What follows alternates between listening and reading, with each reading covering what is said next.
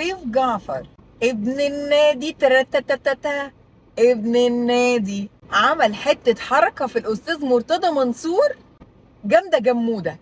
لو ما تعرفش عمل ايه انا اقول لك. راح اتفق مع الأستاذ مرتضى منصور وميدو وأمير مرتضى منصور على عقده مع الزمالك. تمام يا سيف؟ تمام يا سيادة المستشار. امضي يا سيف؟ همضي يا سيادة المستشار. وادي امضتي اهي. مرة تانية اهي. 4 نسخ. يلا يا ابني تعالى صورني معاه بعد ما مضينا. وهوب سيف قال انا لازم افرح ماما وتشوف العقد.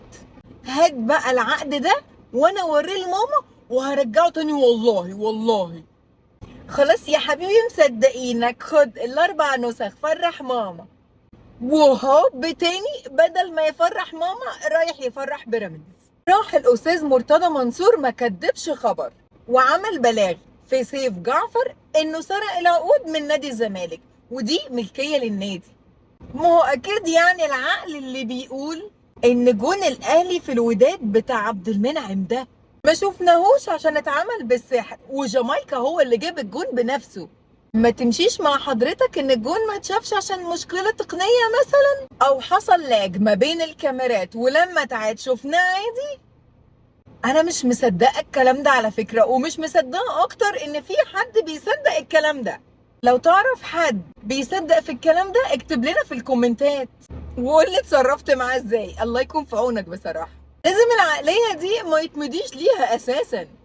شوف احنا مش شمتانين في الزمالك خالص زي ما حفلوا علينا في حوار رمضان صبحي وابن النادي وكل اللطافه واللذاذه دي. ده بقى مش ابن النادي بس، ده ابن النادي وابوه ابن النادي. ما شفتوش لما حسين الشحات وقع على عقد الاهلي؟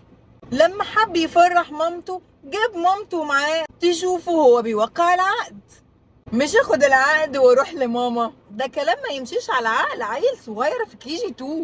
عايزه اقول لكم في الفيديو ده ان سيف جعفر فلق من الزمالك. سلام.